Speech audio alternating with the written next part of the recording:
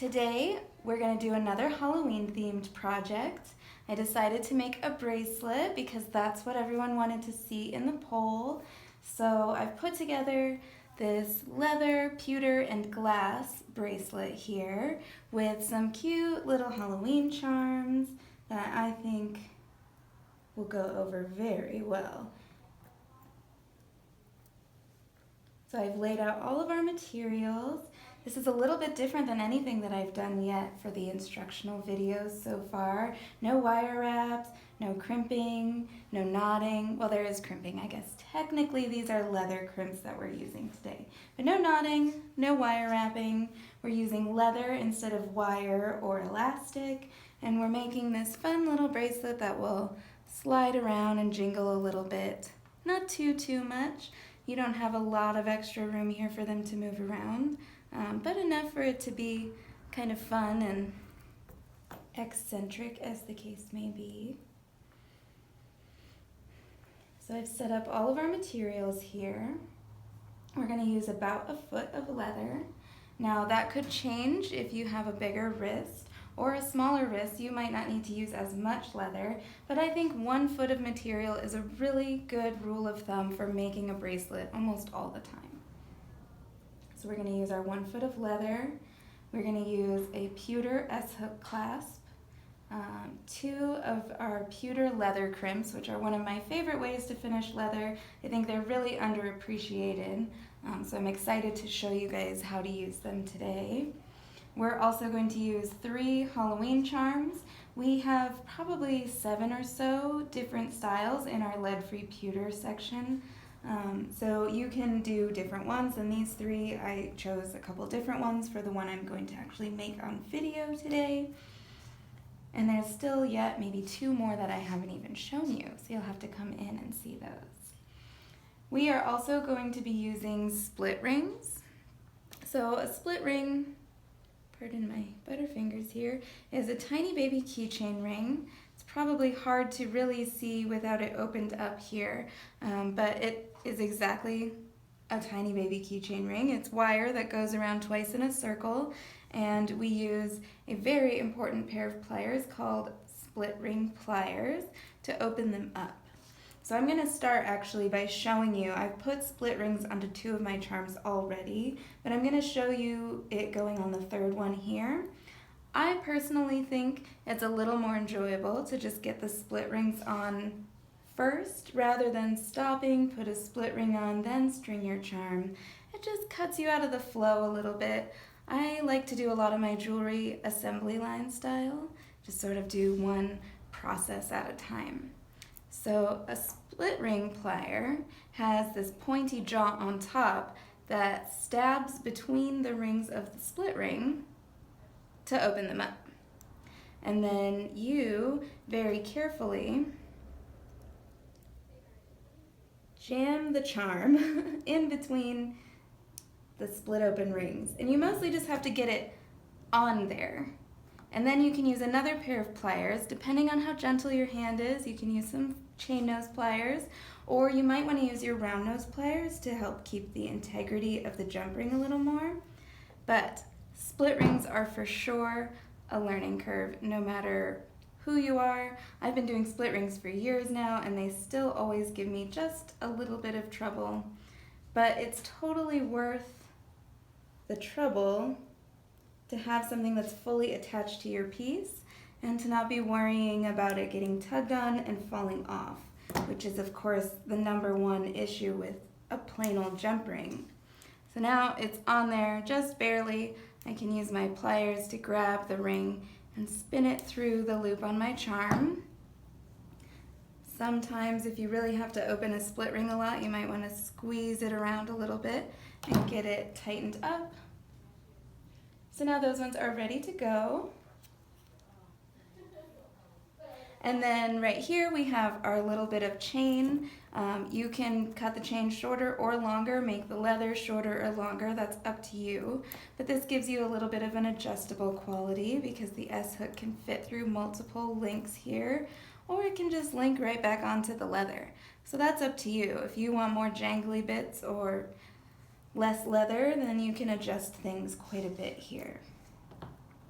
And then last but not least, we are using a small pony style bead.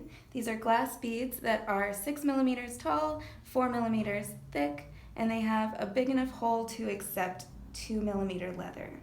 I'm using 2 colors because I thought the green and the black is a nice spooky Halloween situation. But there are a handful of colors we have that you can choose from. You can change your size of beads. This is kind of an adjustable project without making you work too hard picking out new things. So let's get started.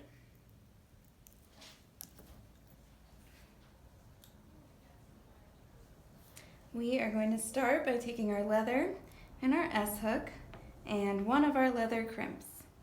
And leather crimps work exactly the same way as a regular crimp, except we're always going to flatten these. There's no crimping plier to double fold these. And they have a really nice little pebbled look on the outside, so they still look decorative. I'm going to string my crimp bead on, and then I push down one side of my S-hook so that the leather can't fit through there. I'm going to put that on my leather and pass this back through my crimp here. And you can really have this part, this loop of leather, as tight or as loose as you need it to be. You know, I probably wouldn't choke all the way up on it because when this can't move freely, I just think it's a little bit more likely to break. So give it a little bit of breathing room. And then we are going to crimp our bead. So we just use flat pliers for this. You'll want to squeeze on one side, and they're a little bit wider than my pliers, so I'm going to do it multiple times, and then I'm going to flip the crimp over and do it again. And I'm just going to keep doing this flipping and squishing thing until I pull on my leather and it doesn't budge.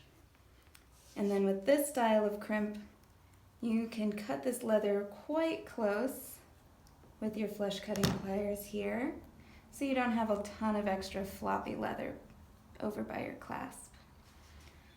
So now we're going to do 4 sections of beads. I'm going to start, I'm just alternating colors, so we'll string black, green, and black again.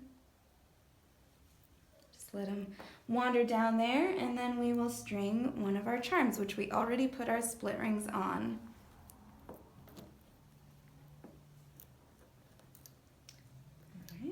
And we're just going to repeat this until we run out of beads. So now we do green, black, green, black, green, another charm.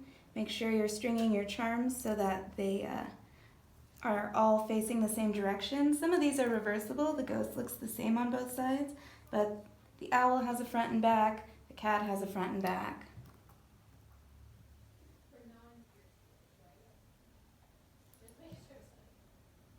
You're good.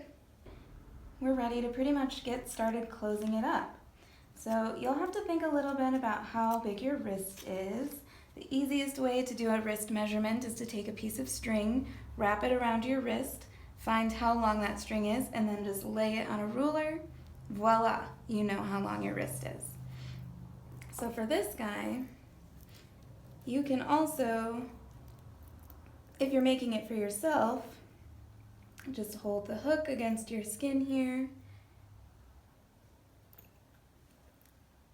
The best that you can. And then we're going to find basically where I would want it looped around here.